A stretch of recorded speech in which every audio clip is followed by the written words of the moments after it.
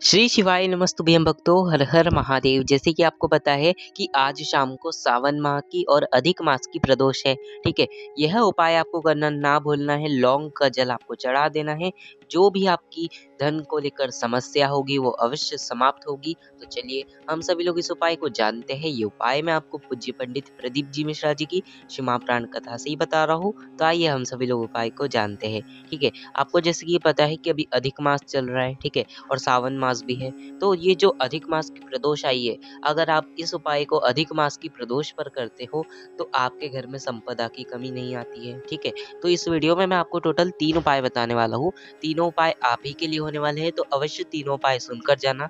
तीनों उपाय में से आप कोई भी एक उपाय कर सकते हो। ठीक है, अगर आपके ऊपर बहुत सारा कर्जा है जो नहीं चुक रहा, चाहे कितना भी लोन चढ़ा हो आपके माथे पर, तो आपको इस उपाय को करना है। इस उपाय को कैसे करोगे? आपको जरूरत पड़ेगी एक लौंग की। ठीक है, लौंग आपको मात्र एक ही लेना है इस लौंग को।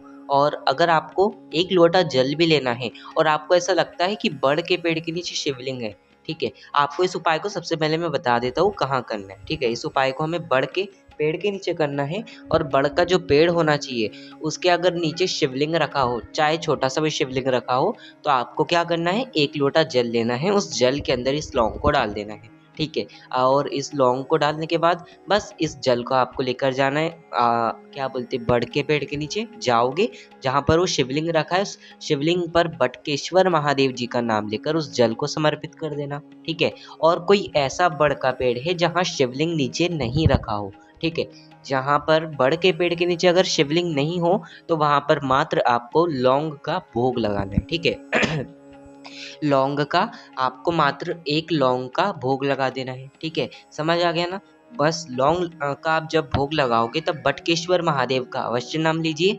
और अगर बड़ के पेड़ के नीचे शिवलिंग है तो जल के अंदर लौंग को डालकर बटकेश्वर महादेव जी का नाम लेकर शंकर भगवान के शिवलिंग पर वहीं पर चढ़ा देना। ठीक है, समझ आ गया ना? 2 तरीके आपको उपाय के बताए। अगर आपको जो उपाय सही लगे आप वो कर सकते हो। ठीक है, आप कर्जा मुक्ति के लिए इस उपाय को अवश्य करें आज के दिन।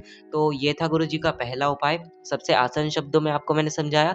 अब दूसरा उपाय जानते हैं अपनी मनोकामना के लिए। ठीक है, आपकी कोई मनोकामना है जो पूरी नहीं हो रही, बहुत प्रयास कर लिया, बहुत मनोकामना है जो पूरी नहीं हो रही, कोई रिजल्ट आने वाला है आपका, रिजल्ट आने से पहले आपको उपाय करना है, या फिर कोई आपका काम अटक रहा है, नहीं हो रहा, बहुत दिन हो गए, या फिर हर चीज के लिए आप इस उपाय को कर सकते हो, हर मनोकामना के लिए। ठीक है, कैसे करोगे?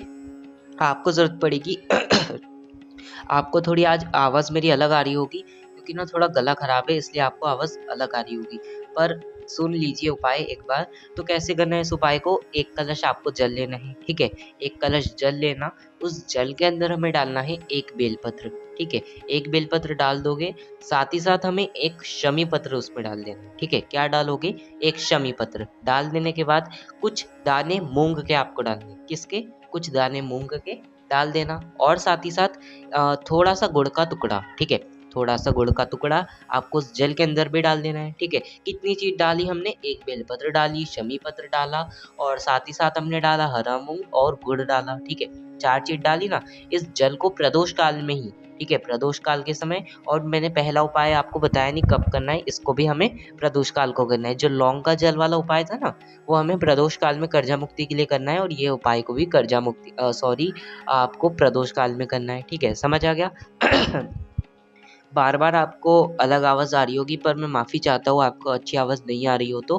पर अगर अच्छी आवाज़ आ रही हो तो कमेंट में अवश्य लिख कर बताना, अगर नहीं आ रही हो तो अवश्य बताना। ठीक है, तो आपको क्या करना है, एक कलश जल के अंदर हमें एक बेलपत्र, शमी पत्र, हरा मूंग और गुड़ डाल देना है। डालने के बाद आपको इस कलश को लेकर जाना है शंकर जी के मंदिर में शाम के समय प्रदोष काल में। ठीक है, जाओगे, आपका जो फेस होना चाहिए वो उत्तर दिशा की ओर। क्यों? कौन सी दिशा? उत्तर। उत्तर दिशा में जाकर खड़े हो जाना, और यहाँ जाकर खड़े हो जाना। खड़े होने के बाद शंकर भगवान की शिवलिंग पर उस जल को श्री शिवाय नमस्तुभ्यम कहते हुए समर्पित कर देना। ठीक है, अगर लोटे के अंदर गुड़ रह जाए, मूंग के दाने रह जाए, बेलपत्र रह जाए, शमी पत्र रह जाए, तो उनको निकाल कर आप चढ़ा देना। ठीक है, चढ़ाने के बाद बस कुछ नहीं, 2 मिनट श्री शिवाय नमस्तुभ्यम मंत्र का जाप करें और जो भी कामना है वो शंकर भगवान से कह दीजिए।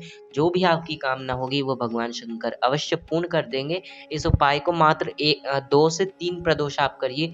जो भी आपकी कामना होगी, जो भी आपका कर्जा होगा, जो भी आपकी मनोकामना होगी, वो अवश्य आपकी मनोकामना पूर्ण हो जाएगी। ठीक है, तो ये था गुरुजी का दूसरा उपाय। आपको बहुत आसान शब्दों में और जल्दी जल्दी समझा रहा हूँ क्योंकि आवाज़ ना थोड़ी अलग आ रही होगी। ठीक है, इसलिए फटाफट आपको समझाते रहो। तो ये था गुरुजी का दूसरा उपाय। अब जानेंगे हम सभी लोग तीसरा उपाय, हमारी परिवार की रक्षा के लिए, मनोकामना के लिए, सभी चीज़ों के लिए।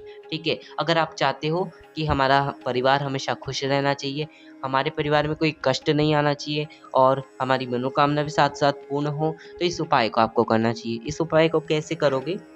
आपको ज़रूरत पड़ेगी 2 दिए की। ठीक है, इस बात का ध्यान रखना, अगर मिट्टी के दिए ले रहे हो तो उस दिए में कभी भी तेल ना डला हो। ठीक है, उस दिए में कभी भी तेल ना डला हो, हमें ऐसा दिया लेना है। ठीक है, दिया ले लोगे।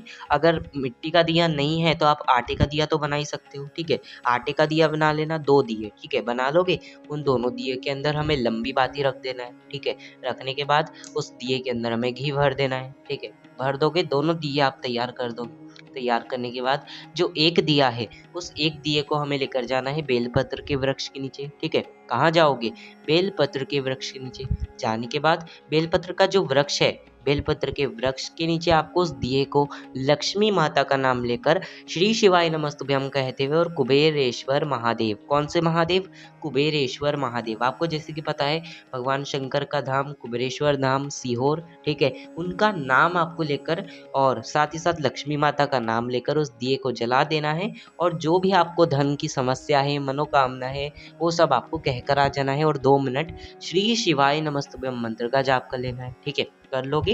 और जो एक दिया आपका बचा है ठीक है, जो एक दिया आपका बचा है, उस दिए को आपके घर की चौखट के सीधे हाथ पर, ठीक है, यानी कि आप बाहर खड़े रहोगे तो आपका जो सीधा हाथ रहेगा उस तरफ। ठीक है, बाहर, आप घर से बाहर खड़े रहोगे, आपके घर की ओर देखोगे आप। ठीक है, आपके घर की ओर देखोगे तो जो आपका सीधा हाथ हो रहा है, उस सीधे हाथ तरफ आपको उस दिए को शंकर भगवान का नाम लेकर, शंकर भगवान से कहकर कि हे शंकर भगवान, आपके लिए मैंने द्वार सजाया है, आपको मेरे घर में प्रवेश करना है। लक्ष्मी माता, साथ ही साथ सभी भगवानों को लेकर हमारे घर में प्रवेश करना है जिससे हमारे घर का उद्धार हो। ऐसे 2 दीपक आज आपको प्रदोष काल के समय अवश्य जला देने हैं, क्योंकि जो व्यक्ति प्रदोष काल के समय ये 2 दीपक को जला देता है, उसके घर में संपदा की कमी तो होती ही नहीं है और साथ ही साथ कोई बड़ी बीमारी, कोई उसके परिवार पर कष्ट, ये सब कुछ भी नहीं आता है। तो आप लोग इस उपाय को अवश्य करें। और आपको अगर आवाज़ सही से नहीं आ रही हो, मैं आपसे फिर से कहता हूँ कि कमेंट कर अवश्य बताना और साथ ही साथ कमेंट में हर हर महादेव और श्री शिवाय नमस्तुभ्यम लिखना ना भूलें। और एक निवेदन रहेगा, चैनल को सब्सक्राइब कर वीडियो को अभी लाइक कर लीजिए ऐसे ही वीडियो पाने के लिए। तो बस आज की इस वीडियो में इतना ही। श्री शिवाय नमस्तुभ्यम, हर हर